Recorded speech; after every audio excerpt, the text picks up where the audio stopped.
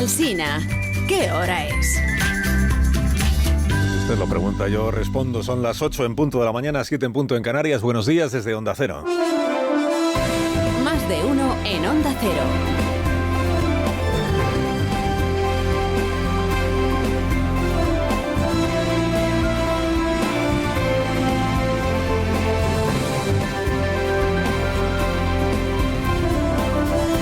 ¿Cómo están? Bienvenidos a una nueva mañana de radio. Corresponde al 3 de enero de 2024, o sea, al tercer día de este nuevo... Ya estamos en el tercer día del 2024, ¿eh? Si es que cuando no nos daremos cuenta estaremos ya celebrando de nuevo la Semana Santa. Bueno, el mejor canto a la autoestima nacional lo hizo ayer un caminante blanco, porque es del Madrid, madridista, y complutense porque es de Alcalá de Henares. No sabemos lo afortunados que somos por haber nacido en este país. No lo sabemos. Afortunados que somos por haber nacido en este país. Con todas nuestras averías que las tenemos, con todas nuestras asignaturas pendientes que las tenemos, con todas nuestras polémicas que también las tenemos. Afortunados de haber nacido aquí y no en Irán. Esto es lo que quiso decir ayer Santiago Sánchez Cogedor, recién regresado a Madrid tras la pesadilla de estar 15 meses en una prisión iraní y con la amenaza de ser condenado a muerte por espionaje. Es de lo que había sido acusado, de espionaje. En realidad lo que él había hecho es una foto a la tumba de Masha Amini. O sea, Masha Amini, esta mujer que si la torturó la policía religiosa iraní por no ponerse el velo, pues no iban acaso a encarcelar a un extranjero que cometió el terrible delito de retratar el lugar donde descansa Masha Amini. Esto no es una distopía, esto no es el guión de una película islamófoba, esta es la ley que rige en Irán. Un país con régimen teocrático, este sí que es teocrático, Yone, este sí. Y en el que Alá decide quién va a la cárcel para que Ali Jamenei se ocupe de que la voluntad de Dios sea cumplida. Santiago Sánchez Cogedor, su historia, la del caminante complutense, empezamos a contársela en octubre, pero no en octubre, este pasado octubre, sino en octubre del año 2022, que es cuando este aventurero, que se había propuesto llegar andando hasta Qatar con motivo del Mundial de Fútbol, vio su viaje interrumpido por el régimen iraní. Detenido, encarcelado, primero estuvo en aislamiento, después en régimen común, sin acusación formal, sin posibilidad de alegar nada y sin otro consuelo que el de confiar en que la embajada española consiguiera parar la pesadilla y sacarlo de allí para poder volver a España. 15 meses después, pero lo ha conseguido el embajador Ángel Losada, que ayer coronó sus gestiones con éxito, de tal manera que Santiago pudo volar de regreso a casa. Y en el aeropuerto es donde dijo esto de no sabéis lo afortunados que somos de haber nacido en este país. Lo dice alguien que ha estado preso en Irán, alguien que antes se había pateado del Kurdistán, antes había convivido con refugiados sirios, o sea, que alguna idea tiene Santiago, en efecto, alguna idea tiene de cómo están en otros sitios y de cómo estamos aquí.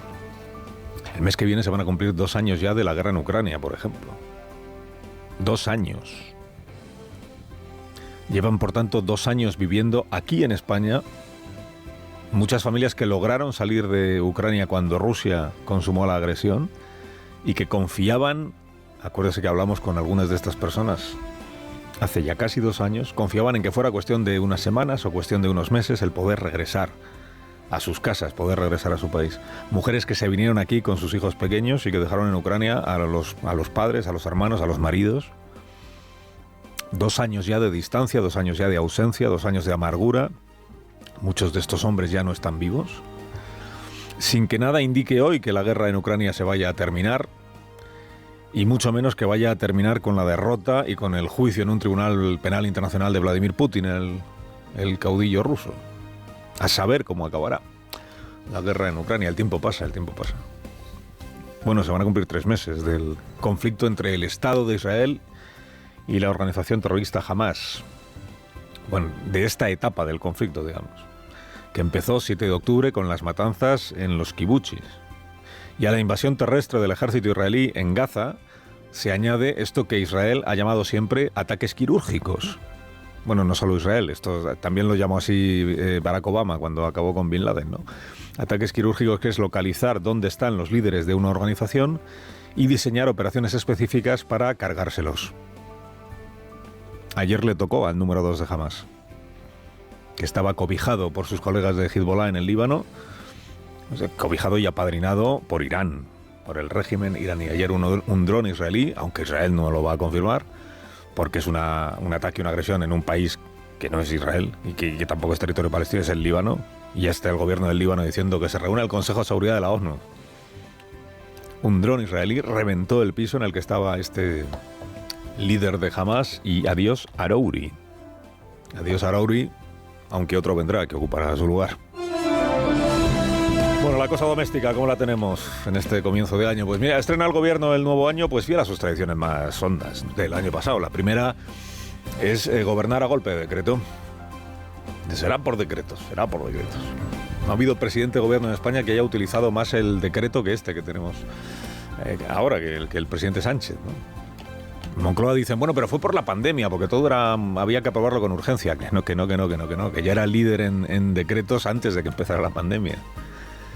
Se ha convertido en vicio lo de gobernar por decreto, que usted sabe que consiste en que pues metes en un mismo texto todas las medidas que se te ocurran, que te parezcan oportunas, lo publicas en el BOE, entra en vigor y luego ya el Congreso que me lo convalide.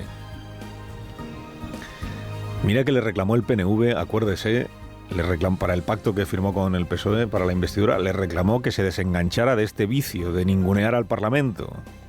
Esto de las tejas, o las tomas o las dejas. El decreto de ahora el gobierno lo llamó, finales de diciembre, decreto ómnibus. Porque es verdad que lleva un poco de todo, ¿no? Esta es la especialidad de la casa.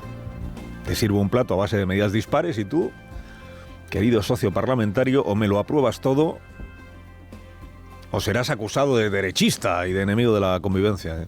¿Y qué está pasando? Pues que los de Junts per Catalunya, que son necesarios ya para sacar adelante cualquier cosa, están muy mosqueados porque dicen que les han colado ahí un tema que tiene que ver con las cuestiones prejudiciales en Europa, que carece de urgencia alguna, que por tanto no se entiende por qué va por la vía del decreto y que además ellos sospechan que es una coartada para poder desactivar la amnistía. Si las cosas se torcieran para el PSOE. ¡Ay, Puigdemont, que ya sospecha que Sánchez ha empezado a engañarle! 3 de enero, el año promete.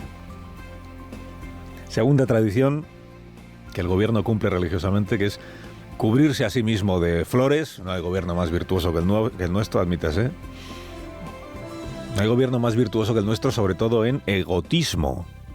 No confundir con el egoísmo, aunque sean primos hermanos, ¿no? En egotismo, que es hablar bien de uno mismo y atizar todos los días a Feijóo.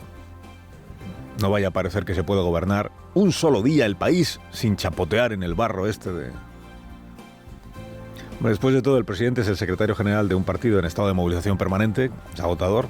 Siempre movilizó el PSOE contra los adversarios, contra el PP. Agotador.